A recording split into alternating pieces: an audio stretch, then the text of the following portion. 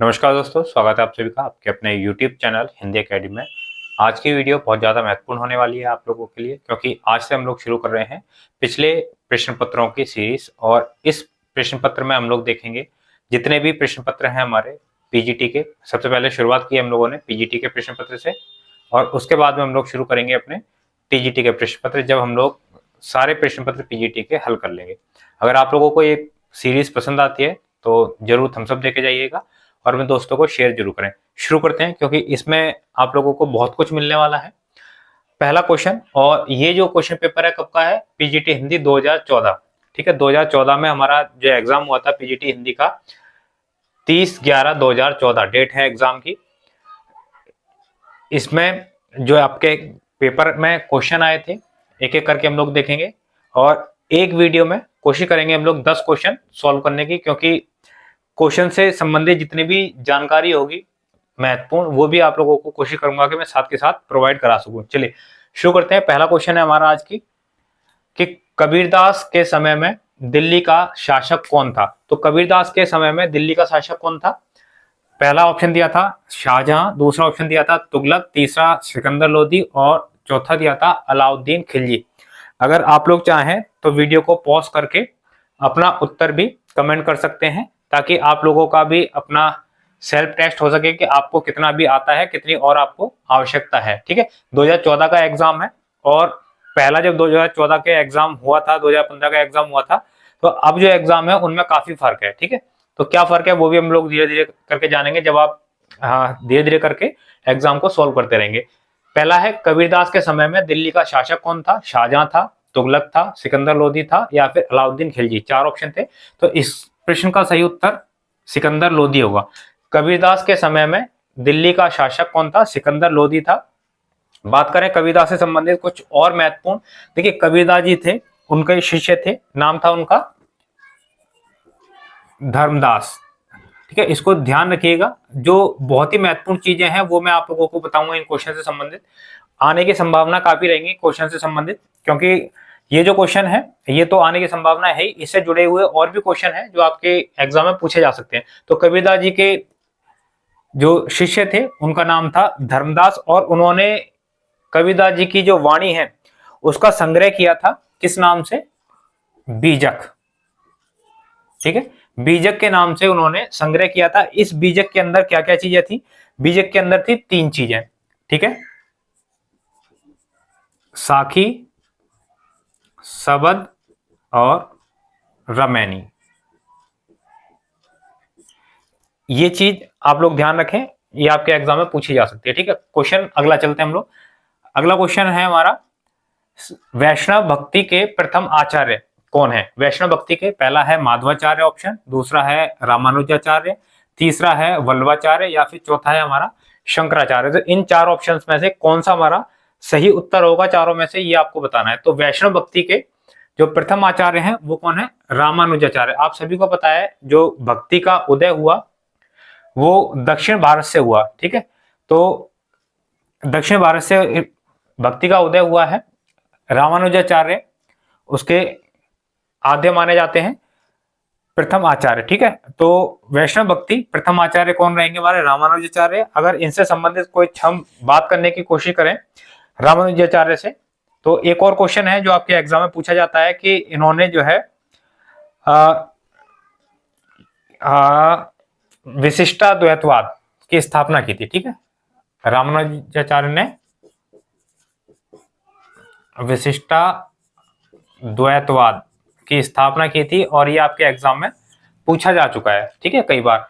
वैष्णव भक्ति के प्रथम आचार्य कौन थे? रामानुजाचार्य थे। दक्षिण से शुरुआत हुई थी भक्ति की, और इन्होंने विशिष्टाद्वैतवाद, ठीक है, विशिष्टाद्वैतवाद की स्थापना की थी। ठीक, चलिए तीसरा क्वेश्चन देख लेते हैं हम लोग। तुलसीदास को मुगल काल का सबसे बड़ा आदमी किसने कहा है? बहुत ही महत्वपूर्ण स्टेटमेंट है। ठीक है, तुलसीदास को मुगल काल का सबसे बड़ा आदमी किसने कहा है? तो तुलसीदास को सबसे बड़ा आदमी किसने कहा है? स्मिथ ने। ठीक है, ऑप्शन एक स्मिथ, गियरसन भी है, गिलक्रास्ट भी है, मैक्स मुलर भी है। चार ऑप्शन है, लेकिन सही उत्तर क्या होगा हमारा? ऑप्शन एक हो जाएगा सही। स्मिथ ने कहा था तुलसीदास को मुगल काल का सबसे बड़ा आदमी। ठीक है, इसके अलावा एक दो और स्टेटमेंट हम लोग देखें अगर, गियर्सन की बात करें, गियर्सन ने क्या कहा था, बुद्ध देव के बाद सबसे बड़ा लोकनायक, ठीक है। गियर्सन ने क्या कहा था,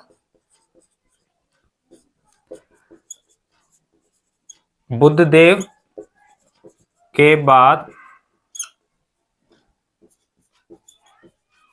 सबसे बड़ा आदमी,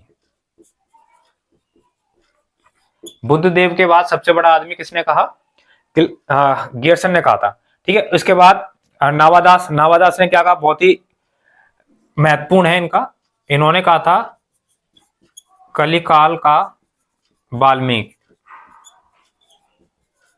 ठीक है। कलिकाल का वाल्मीकि इन्होंने कहा, नावादास जी ने। कई बार ये स्टेटमेंट आ चुकी है आपके एग्जाम में, ठीक है। किसने कहा था ये, नावादास जी ने।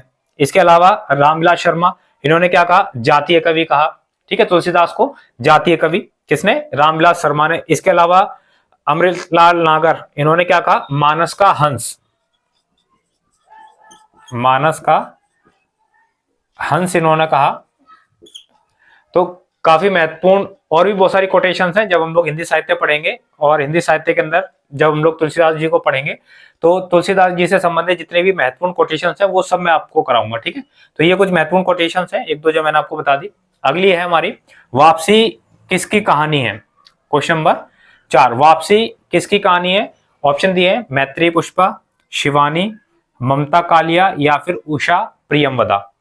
4 ऑप्शन, मैत्रेयी पुष्पा, शिवानी, ममता कालिया, उषा प्रियमवदा, 4 ऑप्शंस हैं। तो किसकी कहानी है वापसी इनमें से, तो सही उत्तर क्या होगा, ऑप्शन डी हमारे यहां पर सही उत्तर है, ठीक है, ऑप्शन डी,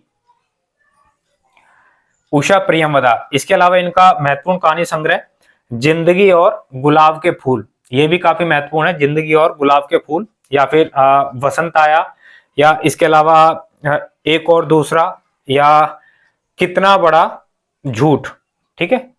काफी महत्वपूर्ण है, ये आप लोग कर लीजिएगा साथ में जब आप पढ़ेंगे तो। चलिए आगे चलते हैं हम। इत्तेलम किसकी कहानी है, बहुत ही महत्वपूर्ण कहानी है, कई बार एग्जाम में पूछी जा चुकी है। तो इत्तेलम किसकी कहानी है ये आपको बताना है। ऑप्शन है हमारे पास में, नागार्जुन, अग्गे, निराला और मुक्तिबोध, ठीक है। नागार्जुन, अग्गे, निराला और मुक्तिबोध, इन चारों में से कौन है जो इत्तेलम कहानी के रचयिता है। तो सही उत्तर क्या है हमारा, सही उत्तर है हमारा अग्गे, ठीक है। अग्गे जी सही उत्तर हो जाएगा इत्तेलम का। अब बात करें इससे संबंधित, अगर कोई अग्गे जी से संबंधित, तो इनकी एक दो रचनाएं हैं जो काफी महत्वपूर्ण है। देखिए इत्तेलम है, काफी महत्वपूर्ण है। इसके अलावा हरी घास पर क्षण भर, बहुत महत्वपूर्ण रचना है, कई बार एग्जाम में पूछी जा चुकी है। बावरा अहेरी, काफी महत्वपूर्ण रचना है इनकी, ठीक है। और एक और है इनकी, कितनी नावों में कितनी बार, ठीक है, कितनी नावों में कितनी बार, काफी महत्वपूर्ण रचना है, आप लोग याद रखिएगा। कई बार ये, देखिए मैं मोटे तौर पे आप लोगों को इन क्वेश्चंस के साथ में वो क्वेश्चंस बताने की कोशिश कर रहा हूं जो कई बार एग्जाम में पूछे जा चुके हैं, ठीक है। और ये बार बार पूछे जाते हैं क्वेश्चन, तो आप लोग ध्यान रखिएगा। बाकी जब हम लोग साहित्य पढ़ेंगे तो साहित्य में तो एक, जब मान लीजिए आगे पढ़ेंगे तो आगे के बारे में सारी चीजें हम लोग डिटेल में जानेंगे।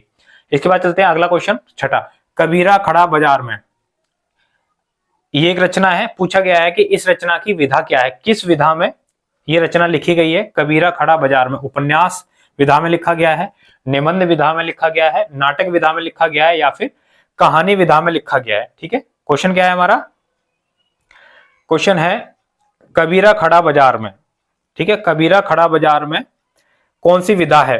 तो कौन सी विधा है, उपन्यास, निबंध, नाटक या फिर कहानी। तो ये है हमारा नाटक। और किसका नाटक है ये है भीष्म साहनी का नाटक, ठीक है, ध्यान रखिएगा, बहुत ज्यादा इंपॉर्टेंट है। भीष्म साहनी का उपन्यास कबीरा खड़ा बाजार में। इसके अलावा उनका जो उपन्यास है, क्या नाम है उसका, हानुश, काफी महत्वपूर्ण है, ठीक है, उसको आप लोग ध्यान रखिएगा। और एक और है आलमगीर, ये दोनों आप लोग काफी इंपॉर्टेंट रचनाएं हैं इनकी। इसके अलावा और कबीरा खड़ा बाजार में अपने आप में बहुत ज्यादा महत्वपूर्ण रचना है, ठीक है। चलिए आगे, कौन सा उपन्यास प्रेमचंद जी का नहीं है, ये तो सिंपल सा क्वेश्चन है, आप सभी को पता होगा। निर्मला, गोदान, सेवा सदन, ये तीनों ही उपन्यास प्रेमचंद जी के हैं। शय और मात, ये जो उपन्यास है ये प्रेमचंद जी का नहीं है। देखिए निर्मला है, गोदान है, सेवा सदन है, प्रेमचंद जी के सारे उपन्यास आप लोगों को याद होने चाहिए, और याद क्या मैं कहूंगा, बिल्कुल टिप्स पर होने चाहिए, ठीक है। इसके अलावा जैसे कर्मभूमि हो गया, रंगभूमि हो गया, प्रेमाश्रम हो गया, ठीक है, ये सारे के सारे उपन्यास आप लोगों को बिल्कुल टिप्स पर होने चाहिए। एक और क्वेश्चन पूछ लेते हैं प्रेमचंद जी से उपन्यास से संबंधित, अगर कहें कि इनका अधूरा उपन्यास कौन सा था। ठीक है, तो अधूरा उपन्यास कौन सा था इनका? मंगलसूत्र। ठीक है, ध्यान रखेंगे प्रेमचंद जी के उपन्यास काफी महत्वपूर्ण है। उपन्यास से संबंधित, इनके चरित्र से संबंधित कोई भी चीज पूछी जा सकती है। डिटेल में हम लोग जब प्रेमचंद जी को पढ़ेंगे तब वहां पर जानेंगे। ठीक है, ये आपने देखा कि इनके बारे में बात करें, शय और मात प्रेमचंद जी की नहीं है तो किसकी है, ये आपको पता होना चाहिए। तो ये किसकी है? राजेंद्र यादव। ठीक है, शय और मात किसकी है? ये राजेंद्र यादव। यहां लिख देता हूं मैं, राजेंद्र यादव की है शय और मात। ठीक है, इसको ध्यान रखेंगे। इसके अलावा एक और इनकी रचना है बहुत ज्यादा महत्वपूर्ण, 1 इंच मुस्कान। ठीक है, किसकी? राजेंद्र यादव की 1 इंच मुस्कान, बहुत ज्यादा महत्वपूर्ण है और कई बार एग्जाम में पूछी जा चुकी है, तो इसको भी ध्यान रखिएगा आप लोग। अगला है हमारा क्वेश्चन 8, हिंदी का पहला समाचार पत्र कौन सा है? हिंदी का पहला समाचार पत्र कौन सा था? हिंदी का पहला समाचार पत्र था ऑप्शन 1, ठीक है, उदंत मार्तंड। हिंदी का पहला समाचार पत्र, हिंदी का पहला समाचार पत्र कौन सा था? उदंत मार्तंड, जो कि प्रकाशित हुआ था 30 मई 1826 में। ठीक है, 30 मई 1826 में प्रकाशित हुआ था, लेकिन ज्यादा चला नहीं, लगभग 1.5 साल के आसपास ये चला था। तो लेकिन पहला जो समाचार पत्र है वो हिंदी का इसको माना जाता है, और इसी के आधार पर राष्ट्रीय हिंदी पत्रकारिता दिवस मनाया जाता है 30 मई को। ठीक है, राष्ट्रीय हिंदी पत्रकारिता दिवस इसी दिन मनाया जाता है, तो इसको आप लोग ध्यान रखिएगा। और इसका जो संपादन किसने किया था? वो किया था पंडित जुगल किशोर ने। ठीक है, संपादक किसने किया था इसका? पंडित जुगल किशोर। पंडित जुगल किशोर जी ने इसका संपादक किया था। चलिए 8 क्वेश्चन हो गए, 9 क्वेश्चन देखते हैं। शब्दकोश में त्रा किस वर्ण के बाद आता है? शब्दकोश में त्रा किस वर्ण के बाद आता है? क्वेश्चन को बहुत ही अच्छे से समझिएगा, इसको कंफ्यूजन बहुत ज्यादा होती है इस क्वेश्चन के अंदर, और इस क्वेश्चन को अगर आपने अच्छे से नहीं पढ़ा और नहीं सुना तो एग्जाम में गलत जरूर करके आएंगे। ठीक है, क्या लिखा हुआ है? शब्दकोश में त्रा किस वर्ण के बाद आता है। ठीक है, तो शब्दकोश में कहा है आपको। ठीक है, आप ये मत समझ लेना कि अल्फाबेट के अंदर आप लोगों को कहा है। ठीक है, वर्णमाला में नहीं कहा है आप लोगों को, एक होता है वर्णमाला। ठीक है, वर्णमाला में नहीं कहा है, आपको कहा है शब्दकोश। शब्दकोश यानी डिक्शनरी। तो डिक्शनरी में किसके बाद आता है? त्रा। त्रा आता है हमारा ता के बाद में।